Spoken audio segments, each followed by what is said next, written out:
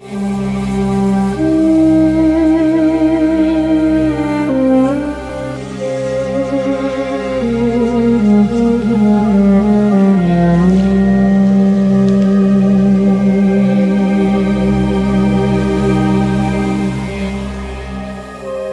à toutes et à tous, merci d'être à l'écoute de Storia Voce et bienvenue pour cette nouvelle édition des Chroniques de Julien Drubempré. Julien, bonjour. Bonjour. Je suis très heureux de vous retrouver à ce micro. Vous êtes venu nous parler aujourd'hui des rapports entre le monde intellectuel et l'histoire. Oui, et surtout, Christophe Dickès, je vais vous parler de la manière dont l'histoire aborde également la question des intellectuels. Alors, je pourrais commencer par introduire par une sorte d'anachronisme en disant que la France, c'est, selon l'expression de Pierre le Pape, si je me souviens bien, un pays de littérature, donc un pays d'intellectuels. Bon, je pense ici à Blaise Pascal, la querelle du jansénisme, à Voltaire, à Victor Hugo, qui était un intellectuel avant l'heure. Mais c'est évidemment en 1898, en plein cœur de l'affaire Dreyfus, que ce terme émerge, notamment avec Zola et la mobilisation des intellectuels. J'ai une citation de Maurice Barrès qui, dans ses cahiers, écrit, alors je vous lis, « Certains hommes sont un accident heureux pour leur pays, ils sont l'inattendu, intervenant au milieu de toutes les nécessités sociologiques, ils agissent, leur état de conscience individuelle balance, retarde, précipite, modifie un ensemble de faits sociaux. » Voilà. Pour moi, c'est la meilleure définition possible qu'on puisse avoir des intellectuels et surtout de la question de l'intellectuel face à l'histoire. Et deuxième notion très importante, l'intellectuel qui fait l'histoire. Alors vous avez sélectionné 3 ouvrages, un classique tout d'abord qui a été édité il y a plusieurs années, mais qui est une sorte de livre incontournable pour traiter de ce sujet. Il s'agit du siècle des intellectuels de Michel Vinocq, paru chez Point Seuil. Et ensuite vous avez sélectionné La vie intellectuelle en France, donc 2 tomes, des lendemains de la Révolution jusqu'en 1914 pour le premier tome et de 1914 à nos jours pour le deuxième. C'est un livre de Christophe Charles et de Laurent Jean-Pierre aux éditions du Seuil. Et le 3e ouvrage, il s'agit de Scènes de la vie intellectuelle d'André Perrin chez l'Artilleur. C'est la première fois que nous retenons un ouvrage chez cet éditeur. C'est écrit par un philosophe, mais il aborde bien évidemment la question des rapports de l'histoire et de l'intellectuel. Exactement. Alors, pour commencer, je vais vous parler des 2 tomes, donc La vie intellectuelle, donc, qui commence dès le lendemain de la Révolution, c'est-à-dire en 1815 jusqu'en 1914, et ensuite de 1914 à nos jours. Donc il est bien sûr pas possible de résumer 2 tomes d'une telle ampleur comme ceci. Alors, ce qui est très intéressant dans ces 2 tomes, c'est donc l'émergence de la figure de l'intellectuel et surtout la manière dont, au début du premier tome, il est montré que la figure de l'intellectuel, et ici on va garder quand même quelques guillemets parce que l'expression reste anachronique telle que je l'ai montré dans mon introduction. Ce qui est intéressant, c'est de voir cette imbrication entre le monde politique et aussi le monde religieux et les intellectuels. C'est-à-dire que, pour résumer, l'intellectuel est toujours dépendant d'un pouvoir. Et ce qui est très intéressant de noter au cours de ces 2 tomes, c'est cette espèce d'autonomie que l'intellectuel gagne par rapport aux sphères du pouvoir tout au long du temps. Et cela est aussi indissociable des sciences humaines qui émergent et l'avènement de la sociologie, les sciences sociales, le structuralisme dans les années 60 et 70.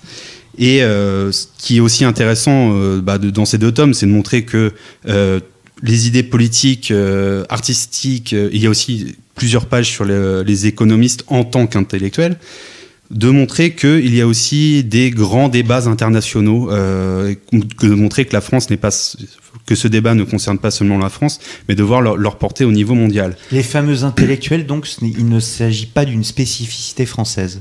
Non, il ne s'agit bien sûr pas d'une spécificité française au sens propre du terme, même si, comme c'est d'ailleurs montré, il y a un rapport entre les écrivains et aussi les peintres d'ailleurs et les artistes, toujours au service d'une cause. On le voit très tôt dans l'histoire, et vous ne me contredirez pas sur ce point. Il y avait les écrivains de cour, il y avait les peintres de cour. Donc il y a toujours eu, si vous voulez, cette imbrication de l'intellectuel dans les sphères politiques, dans les sphères religieuses, et justement cette quête d'autonomie de l'intellectuel, c'est ce qui est le plus frappant au cours de ces 2 tomes. Voilà, bon. Je vais quand même présenter brièvement les 4 parties de l'ouvrage. Donc de 1815 à 1860, il s'agit du temps des prophéties, de 1860 à 1914, du temps des groupements, de 1914 à 1962, le temps des combats, et de 62 à nos jours, le temps des crises. Voilà. Pour essayer de montrer, bon, c'était pour ma première partie, pour vous expliquer comment, au cours des siècles, l'intellectuel a gagné son autonomie. Alors, l'autre ouvrage que vous avez souhaité utiliser, c'est l'incontournable de Michel Vinocq, donc le siècle des intellectuels. Il s'agit d'un classique, parce que, vous le disiez dès le départ de cette émission, parler d'intellectuels au XIXe siècle, c'est un peu un anachronisme, c'est-à-dire que le terme apparaît précisément à un moment de l'histoire où les passions se sont déchaînées, c'est le moment de l'affaire Dreyfus. Exactement, c'est Michel Vinocq le dit brillamment dans son introduction. C'est pour moi un très grand livre que je me suis permis de ressortir de ma bibliothèque parce que je le conseille, que ce soit aux enseignants ou aux chercheurs en histoire. C'est un incontournable. Il y a aussi un dictionnaire des intellectuels qui est encore plus précieux, mais ce livre constitue à mes yeux la meilleure illustration de ce qu'est l'émergence puis l'avènement de la figure de l'intellectuel. Donc il le commence dès Dreyfus et ensuite il focalise sur 3 grands noms qui sont Barrès, Gide et Sartre. Mais il embrasse bien sûr, il analyse tous les grands courants intellectuels. Il analyse l'évolution de Charles Péguy, l'attrait du socialisme puis du communisme, évidemment l'URSS.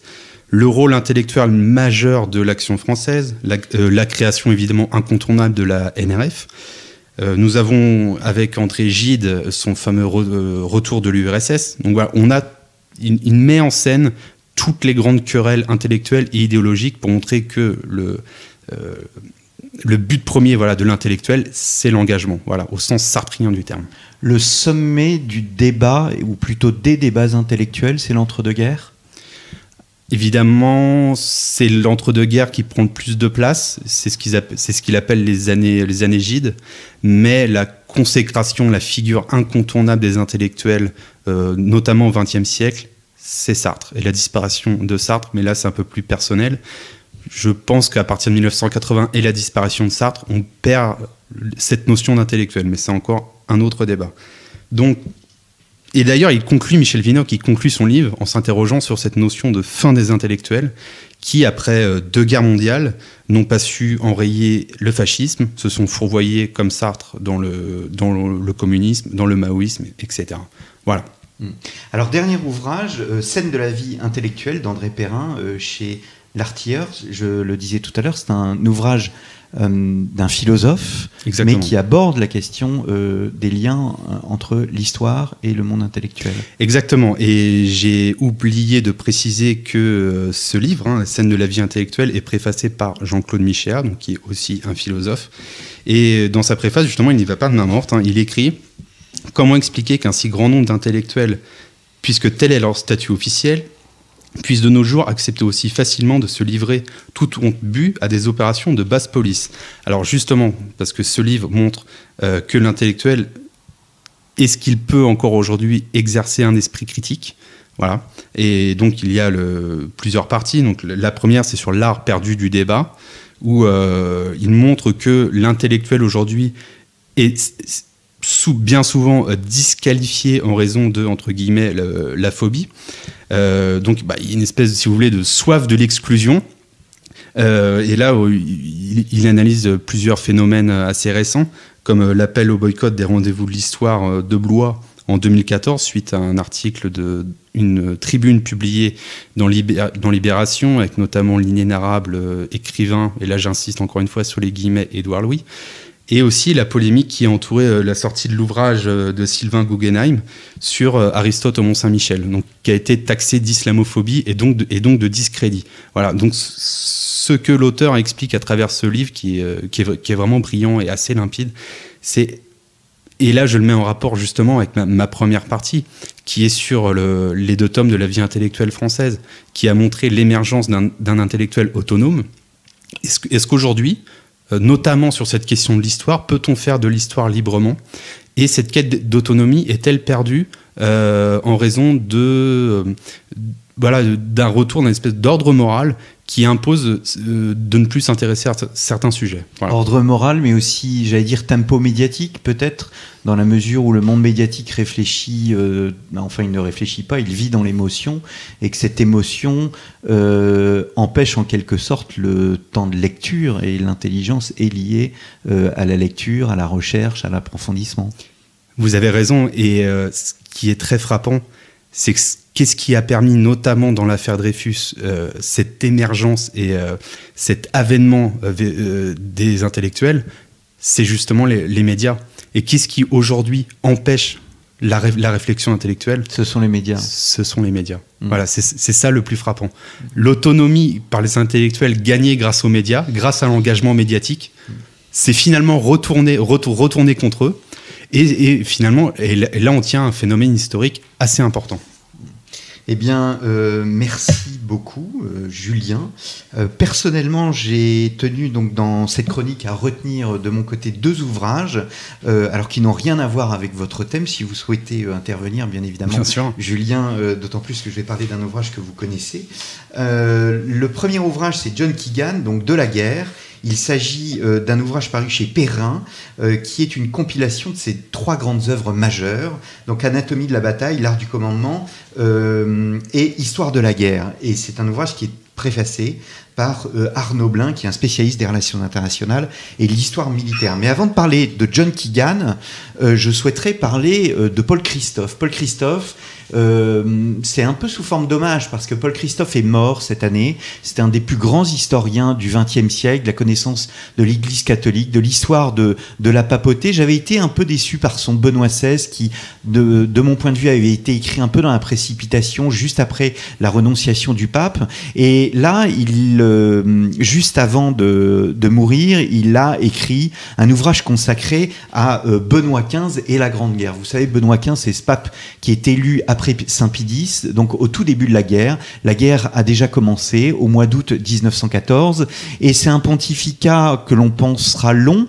alors qu'il sera assez court. Il va pas durer 8 ans si mes souvenirs sont bons, ou 9 ans, puisqu'il meurt en 1923. Alors Benoît XV, il arrive en pleine guerre et il est situé en fait il est critiqué quasi immédiatement parce que les Allemands considèrent que c'est un pape qui est attaché aux Français et les Français considèrent que c'est un pape qui est attaché aux Allemands. Le fameux pape Bosch. Le fameux pape Bosch, on l'a appelé également Pilate XV. Et donc Paul Christophe, c'est un peu sous forme de, comment dirais-je, de testament spirituel. Il revient à l'essentiel, il replace le débat sur l'essentiel en posant 3 questions. La première question, c'est qu'attend-on tout simplement d'un pape dans une période de guerre? Ensuite, il voit ce qu'on reproche à Benoît XV et enfin, il explique pourquoi il y a tant d'invectives. Ce qui montre, ce qui a d'intéressant, je retiendrai 2 idées. La première idée, c'est que bien évidemment, il met en avant, si vous voulez, on a tendance à voir l'histoire à travers uniquement ce qu'en font les politiques et l'élite des nations, l'élite des religieuses, etc. Or, tous les témoignages, en tous les cas, que Paul Christophe présente, des soldats au front, montrent que le message pacifique, je dis bien pacifique et non pas pacifiste, des catholiques, eh bien, rejoignait l'encyclique, par exemple, du pape publié en 1914. Première idée. Deuxième idée, qui prend date avec l'avenir, c'est que, au fond, on a l'impression que chez plusieurs chefs spirituels de l'une et l'autre nation, et notamment la France, c'est que ces chefs spirituels placent l'État, donc pas le pape, hein, mais les évêques en l'occurrence, placent l'État au-dessus du fait et de la question religieuse. Et nous sommes dans une forme de préfiguration, je dis bien préfiguration, du totalitarisme, puisque l'État va être porté au pinacle par d'abord le communisme, puis ensuite le fascisme et le national-socialisme. Donc c'est très important parce qu'on a tendance à oublier et voir une sorte de le fascisme comme un ovni qui arrive à un moment de l'histoire. Or, comme tout moment dans l'histoire, il a des origines. Et ces origines, c'est la Grande Guerre. Oui ? J'avais justement une petite interrogation. Est-ce que ce livre, donc, qui s'appelle Benoît XV, explique en partie pourquoi Benoît XVI a choisi ce nom ?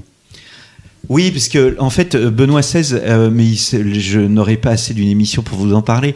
Pour Benoît XVI, enfin pour le cardinal Ratzinger, Benoît XV, c'était vraiment le pape à la fois de la paix et le pape de l'Europe. Or, le dessein de Benoît XVI, la priorité du pontificat de Benoît XVI a été la question européenne et la déchristianisation européenne. Dans un tout autre style, donc, alors Paul Christophe, Benoît XV et la Grande Guerre, paru aux éditions du Cerf. Le deuxième ouvrage, c'est l'ouvrage de John Keegan, donc qui est mort en 2012. Alors John Keegan, il a eu deux vies. Il a eu une vie d'abord de professeur en école militaire à Sandhurst en Angleterre, et il a côtoyé des militaires toute une partie de sa vie, et il en a fait sa spécialité d'écriture. Donc il a quitté l'enseignement pour dédier son existence à l'écriture, autant dans les journaux, puisqu'il a travaillé pour le Guardian, que pour le public à travers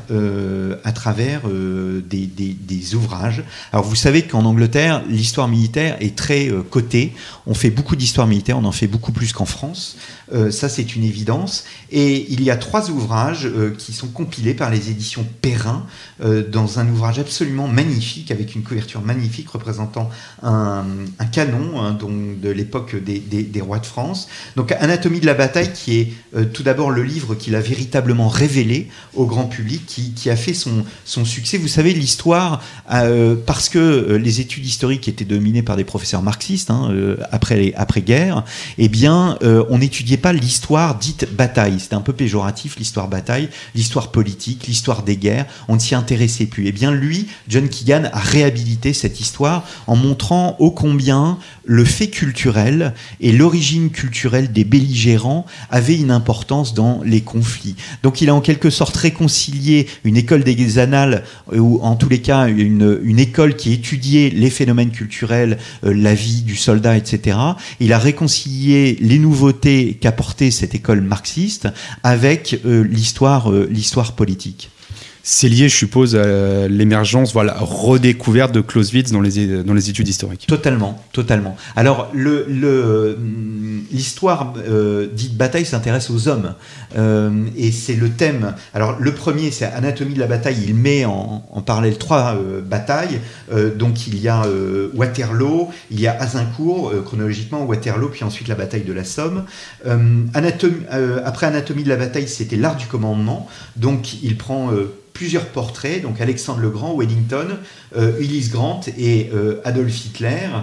Je cite la préface d'Arnaud Blin. Keegan souligne combien les caractéristiques du chef de guerre sont autant attachées à ses qualités personnelles qu'à la synergie qu'il parvient à créer avec la société dont il émane et dont il se fait le symbole et défend les valeurs. Ceci est vraiment au cœur de l'œuvre de Keegan. Et enfin, dernier ouvrage, Une histoire de la guerre, qui est une histoire monumentale qui, des origines à nos jours, montre tout simplement ce qu'est la guerre. Voilà, John Keegan, De la guerre, paru aux éditions Perrin. Merci beaucoup, Julien. Merci à vous. Et je vous donne rendez-vous le mois prochain pour de nouvelles chroniques avec vous. Merci, très chers auditeurs. N'hésitez pas à parler de nous autour de vous. Et je vous donne rendez-vous à la semaine prochaine pour une nouvelle émission de Storia Voce.